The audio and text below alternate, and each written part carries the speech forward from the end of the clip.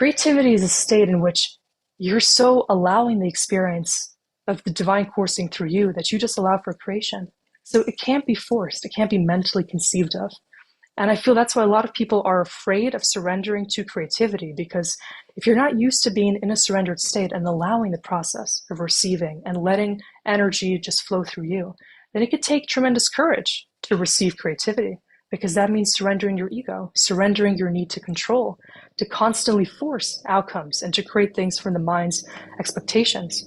Because whenever artwork comes out in this form, when you're energetically connecting to just energy itself, to life, to different elements of consciousness, there's no control in that. You need to feel it. You need to actually become the energy in order to allow yourself to be an instrument of full expression and embodiment.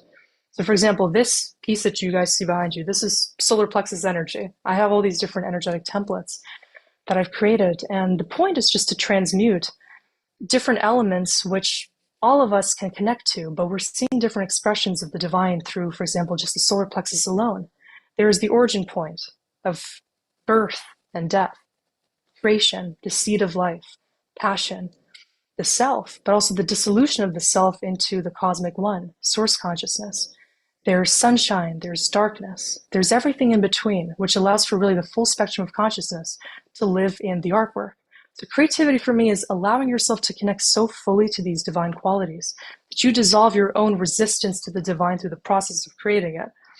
And I just recently saw a beautiful film about this that I would love for you guys to also see if you want to take a journey into creativity. It's called Drops of God. It's on Apple TV. It's a beautiful movie about actually wine and connecting to the divine through just understanding the qualities of wine. And it's so artistic and beautiful because the premise is essentially that you can find the divine in anything. It can be through wine and through an understanding of the subtle notes in the wine to really feel in touch with nature, different notes of different berries in the land and the sunshine and the location and the aging process. That in and of itself is so deep and enriching. It can expand your consciousness just to feel in touch with one little thing, which is a microcosm of the all. It could be through art. It could be through dancing. It could be through music. One of my favorite songs of all time is Hans Zimmer's Time. Like mind-blowing masterpiece. Whenever I listen to this song, I feel like I'm taking a ride through the universal creation process.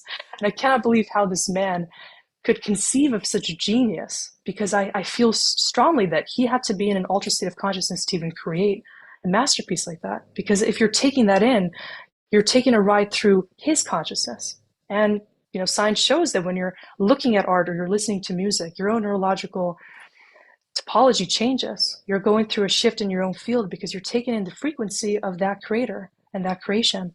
And you can really observe so many more facets of consciousness itself through artwork and through creativity.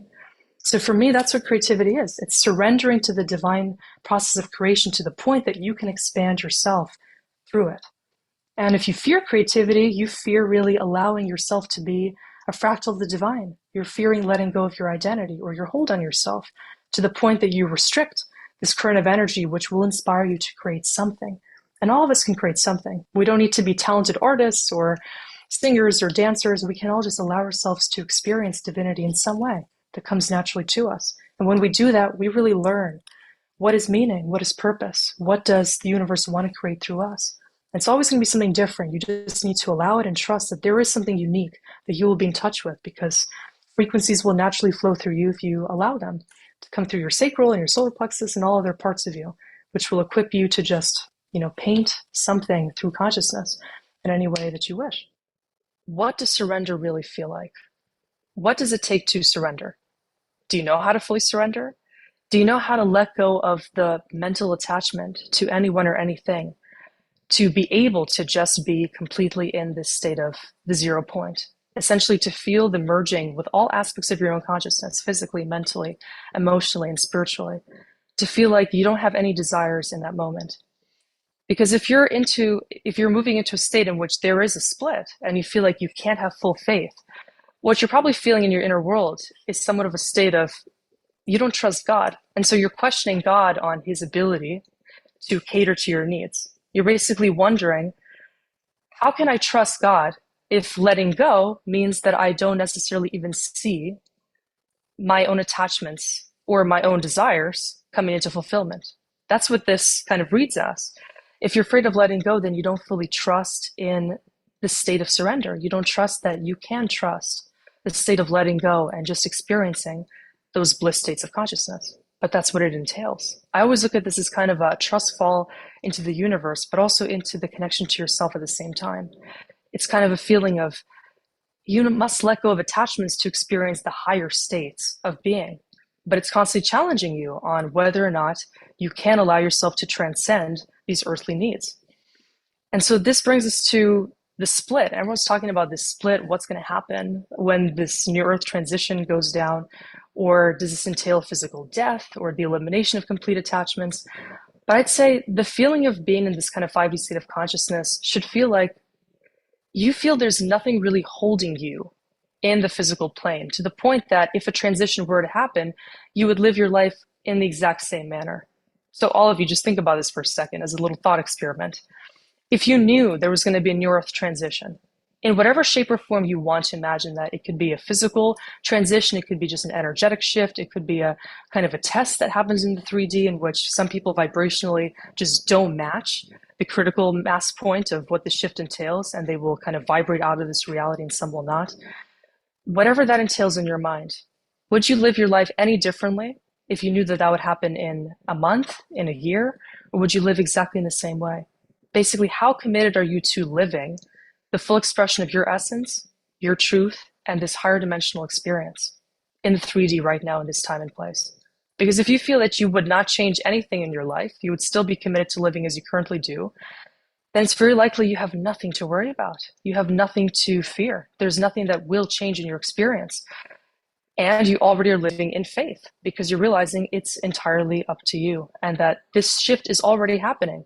It's just constantly allowing you to experience reflections of yourself as new energies enter the planet, because that's what we're currently feeling, is anything that's still arising as a trigger, as a distraction, as a negative attachment. It's testing our ability to stay in this high vibrational state. And it's also bringing to light anything that has been interfield from our past that's creating any kind of negative interference. It's us reflecting ourselves through the mirror of consciousness that is reality. And so that's ultimately allowing us to let go of all of the remaining anchors which keep us in this 3D state. Which is why if you feel any fear now, confusion, more triggering, a feeling of you don't have your desires, it's revealing to you what are you still hanging on to for dear life, which is something that your ego is convinced it needs to feel safe in the matrix.